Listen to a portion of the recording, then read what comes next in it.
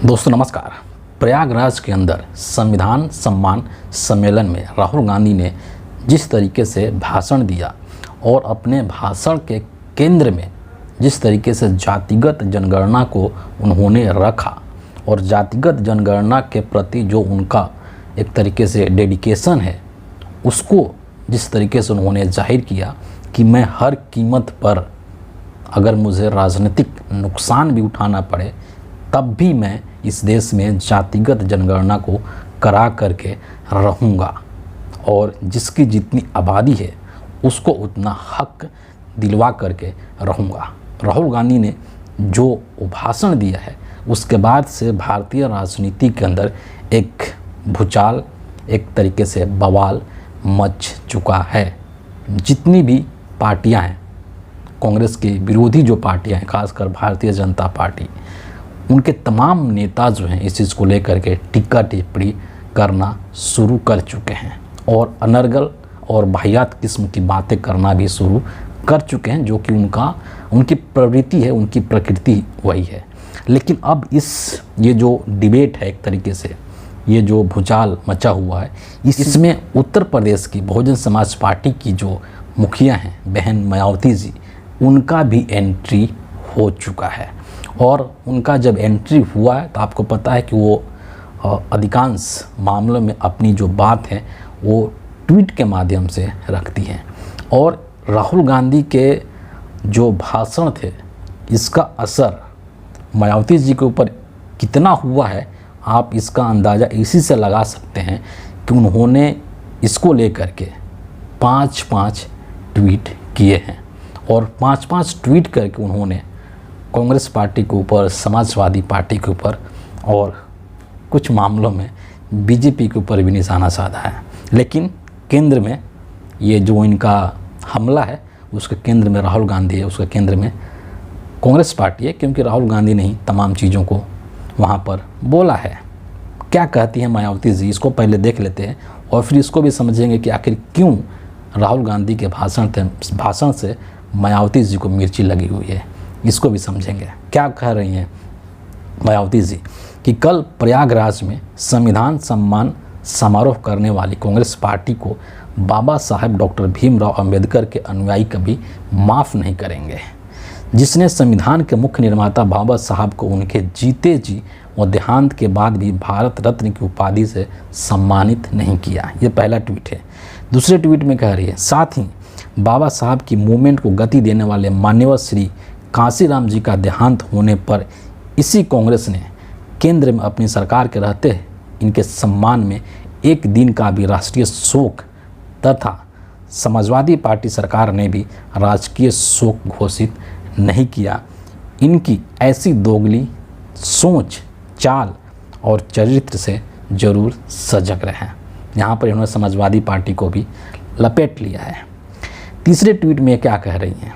इसके अलावा केंद्र में और बीजेपी को इन्होंने लपेटना शुरू किया। केंद्र में बीजेपी की सत्ता आने से पहले कांग्रेस ने अपनी सरकार में राष्ट्रीय जातीय जनगणना क्यों नहीं कराई थी, जो अब इसकी बात कर रहे हैं। जवाब दें, जबकि बीएसपी हमेशा इसके पक्ष में रही है, क्योंकि इसका होना कमज़ोर वर्गों के हित में बहुत ज़रूरी है। इतना ही नहीं, आगे लिख रहे हैं कि इतना ही नहीं, संविधान के तहत SC/ST को मिले आरक्षण में अब वर्गीकरण व क्रीमी लेयर के जरिए इसे निष्प्रभावी व ख़त्म करने की चल रही साजिश के विरोध में कांग्रेस, समाजवादी पार्टी व बीजेपी आदि का भी चुप्पी साधे रखना, क्या इनका यही दलित प्रेम है? इस पर सचेत रहें, लोगों को आगाह कर रही हैं। अंतिम जो इनका ट्वीट है, समाजवादी पार्टी व कांग्रेस जैसे इन आरक्षण विरोधी पार्टियों के साथ अब किसी भी चुनाव में इनसे कोई गठबंधन आदि करना,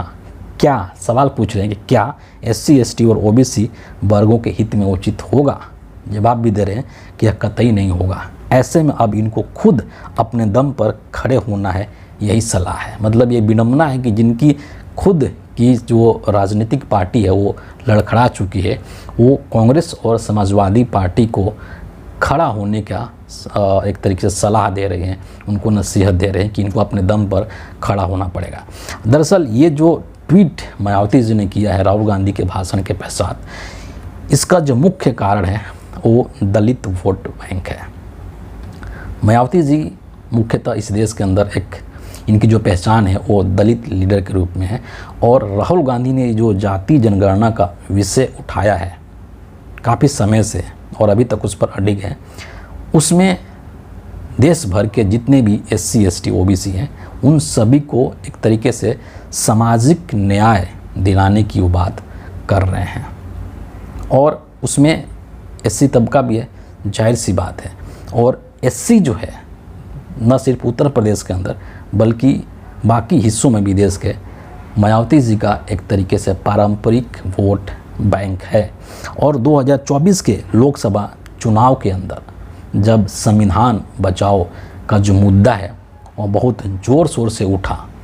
और लोगों को ये लगने लगा, खास करके देश के अंदर जो दलित हैं, उत्तर प्रदेश के जो दलित हैं, उनको जब ये लगने लगा कि मायावती जी बीजेपी की बी टीम की तरह काम कर रहे हैं, तो दलितों का एक बड़ा जो वोट बैंक है, एक जो बड़ा वोट शेयर है, वो शिफ्ट हो करके और इंडिया अलायंस की तरफ आ गया, समाजवादी पार्टी की तरफ आ गया, कांग्रेस की तरफ आ गया। और इसका नुकसान मायावती जी को उत्तर प्रदेश में भी झेलना पड़ा, इसका नुकसान भारतीय जनता पार्टी को भी उत्तर प्रदेश के अंदर झेलना पड़ा। अब मायावती जी को लग रहा है, मायावती जी को ये डर सता रहा है कि अगर राहुल गांधी जाति जनगणना करवाते हैं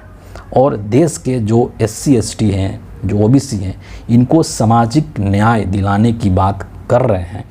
तो इनके इस कदम से जो दलित वोट है, न सिर्फ उत्तर प्रदेश का बल्कि पूरे हिंदुस्तान का, वो दलित वोट मायावती जी से खिसक करके वो कांग्रेस की तरफ जा सकता है और राहुल गांधी की तरफ जा सकता है। यही डर है मायावती जी के अंदर, और इसी डर के वजह से इन्होंने इस पूरे भाषण को लेकर के राहुल गांधी का इस तरीके से आक्रमण करने का काम किया है मायावती जी ने, और तमाम तरीके की बातें कही है। लेकिन ये जो जाति जनगणना है, ये जाति जनगणना एक इतना बड़ा इशू बन चुका है इस देश के अंदर, और ये हिंदुस्तान की एक बड़ी जो आबादी है उसका एक डिमांड, एक मांग है आज के वक्त में। जैसे मायावती जी कह रही है ना कि अपने समय में कांग्रेस ने क्यों नहीं कराया, तो हो सकता है कि उस वक्त इसकी ज़रूरत महसूस नहीं की गई होगी। राजनीति समय समय पर बदलती रहती है ना। अब उसकी ज़रूरत महसूस हो रही है तो उसको कांग्रेस पार्टी बढ़ा रही है, राहुल गांधी आगे बढ़ा रहे हैं, तो आपको उसमें बल्कि साथ देना चाहिए, ना कि आपको उसमें उनकी टांग खींचनी चाहिए। और इंडिया टुडे का एक सर्वे निकल करके सामने आया है, मूड ऑफ द नेशन, इसको लेकर कांग्रेस पार्टी ने ट्वीट भी किया है कि mood off the nation India today का एक सर्वे आया है। ये सर्वे राहुल गांधी ने नहीं कराया है, ये सर्वे कांग्रेस पार्टी ने नहीं करवाया है, ये सर्वे इंडिया टुडे ग्रुप की तरफ से करवाया गया है। और इस सर्वे में ये चीज़ निकल करके सामने आया है, इसमें सवाल पूछा गया है कि should there be a caste census, और इसमें 2 तारीखें हैं, एक फरवरी 2024 का है, यानी कि इसी साल फरवरी का एक है आंकड़ा, और फिर अगस्त 2024 का आंकड़ा है। और आप इन दोनों में आप डिफरेंस देखिएगा। जो फरवरी मंथ का जो सर्वे ये बोल रहा है, इसमें जो यस कहने वाले लोग हैं कि हाँ जातिगत जनगणना होना चाहिए, उनका जो तादाद है, उनका जो संख्या है वो 59% है। यानी कि फरवरी 2024 में लोगों ने कहा, 59% लोगों ने कहा कि हाँ कास्ट सेंसस होना चाहिए, और 28% लोगों ने कहा कि नहीं होना चाहिए। फिर अगस्त 2024 की जब बात करें तो अगस्त 2024 में ये सर्वे कहता है, इस सर्वे के अनुसार 74% लोगों ने कहा कि कास्ट सेंसस होना चाहिए। सोचिए, 59 से सीधे 74% लोगों ने ये एक्सेप्ट किया, स्वीकार किया कि इस देश में जातीय जनगणना होना चाहिए, और यानी कि कराने वालों को जो संख्या है उसमें वृद्धि हो रही है। फरवरी में 59% थे और अगस्त में 74% हो गए, बढ़ गए। लेकिन नहीं जो कराने वाले हैं, जो लोग चाहते हैं कि कास्ट सेंसस नहीं हो, उनकी संख्या में गिरावट आई है। फरवरी 2024 के अंदर जो 28% लोग चाहते थे कि कास्ट सेंसस नहीं हो, अगस्त 2024 में वो 24% पर आ गए, यानी कि 4% की इसमें गिरावट आ गई। तो ये जो कास्ट सेंसस है ना, ये आज के देश में, आज के समय में हिंदुस्तान के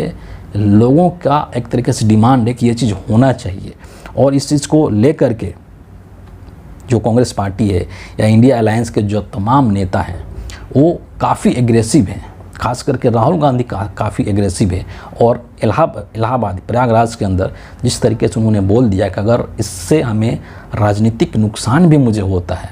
तो भी मैं इसको कराऊंगा। आप समझ सकते हैं कि ये जो इंसान है वो कितना डिटरमाइंड है इस चीज़ को लेकर, कितना उसके अंदर डेडिकेशन है और इस चीज़ को लेकर के वो कराना चाहता है। वो एक अलग तरीके की राजनीति जो है इस देश में खड़ा कर रहा है, एक बहुत बड़ी राजनीतिक की लकीर वो खींचने की कोशिश कर रहा है, जिसमें कि जितने भी हिंदुस्तान में एक लोग हैं, एक जो मेजर पोर्शन है 90% जो आबादी है उसका हिंदुस्तान में क्या भागीदारी है ना। तो कहने का मतलब यही है, जो ये जातिगत जनगणना है, बहुत सारे लोग इस चीज़ को लेकर के बहुत तुच्छ बातें कर रहे हैं, है ना। लेकिन इस चीज़ को समझना बेहद ज़रूरी है कि जिस देश में इतनी बड़ी आबादी जो है, जिसकी आबादी इतनी बड़ी है और उसको मिला हुआ कितना है, इतना सा मिला हुआ है, और जिनकी आबादी इतनी है उनको इतना मिला हुआ है, तो ये कहाँ से सोशल जस्टिस हुआ, ये कहाँ से सामाजिक न्याय हुआ। तो सामाजिक न्याय को सुनिश्चित करने का ये जो बीड़ा उठाया है राहुल गांधी ने, इससे न सिर्फ बीजेपी, न सिर्फ नरेंद्र मोदी को परेशानी है, बल्कि मायावती जी जैसे जो लोग हैं उनको भी इस चीज़ से परेशानी है और इसीलिए इनको इस चीज़ से मिर्ची लगी हुई है। एक और चीज़ मैं यहाँ पर कहना चाहूँगा कि इस जातिगत जनगणना को लेकर के जो नरेंद्र मोदी की स्थिति है, वो बेचारे एक तरीके से द्वंद्व में फंसे हुए हैं। उनके लिए मतलब इधर कुआं उधर खाई वाली स्थिति है। अगर वो जातिगत जनगणना करा देते हैं उससे भी नरेंद्र मोदी को नुकसान होगा, बहुत भयंकर नुकसान होगा, और अगर नहीं कराते हैं तब भी बहुत भयंकर तरीके से नुकसान होगा, क्योंकि राहुल गांधी ने एक तरीके से नरेंद्र मोदी को प्रयागराज की धरती से, उत्तर प्रदेश की धरती से अल्टीमेटम दे दिया है कि अगर आप नहीं करा सकते हैं जातिगत जनगणना, अगर आप 50% का जो लिमिट है रिजर्वेशन का उसको ख़त्म नहीं कर सकते हैं तो आप कुर्सी छोड़ दीजिए, है ना। तो नरेंद्र मोदी के लिए इधर कुआं और उधर खाई वाली स्थिति बन चुकी है। नरेंद्र मोदी को उस स्थिति में ला करके खड़ा कर दिया है राहुल गांधी ने। और ये जो भाजपाई जो नेता हैं या भाजपा या नरेंद्र मोदी के जो अंधभक्त हैं, जो कि इस चीज़ को लेकर के अनाप शनाप बक रहे हैं, राहुल गांधी के ऊपर कीचड़ उछालने की कोशिश कर रहे हैं, इन लोगों को शायद इस चीज़ का ज्ञान नहीं है कि ये जितना अनर्गल बातें बोलेंगे कास्ट सेंसस को लेकर के, उससे नरेंद्र मोदी को राजनीतिक तौर पर उतना ही बड़ा नुकसान होगा और राहुल गांधी को उतना ही अधिक फ़ायदा होने वाला है। ये बात भाजपाइयों को अच्छे तरीके से समझ लेना चाहिए, क्योंकि राहुल गांधी की जो छवि है आज के हिंदुस्तान में एक तरीके से जो सामाजिक न्याय है उसके नेता के रूप में बन रही है, और समाज के हर तबके को उसका हक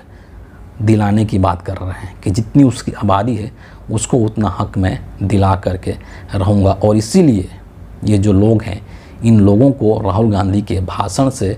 मुश्किल लग रहा है कि ये क्या हो रहा है इस देश के अंदर। नरेंद्र मोदी जो हैं वो इसलिए इतने परेशान हैं, भाजपा के लोगों को इसलिए इतनी मिर्ची लग रही है कि ये किस तरह के राजनीति कर रहा है। और राजनीतिक तौर पर अगर आप, मैं ये भी कहना चाहूँगा कि राजनीतिक तौर पर नरेंद्र मोदी के पास या बीजेपी के पास राहुल गांधी के इस कदम का कोई काट है ही नहीं, इसलिए वो लोग बेचैन हो रहे हैं। कास्ट सेंसस के इस मुद्दे पर भारतीय राजनीति में और क्या क्या चीज़ें होती है, आने वाला वक्त हमें ज़रूर बताएगा। फिलहाल इस वीडियो के लिए इतना ही है। आप सभी का बहुत बहुत धन्यवाद।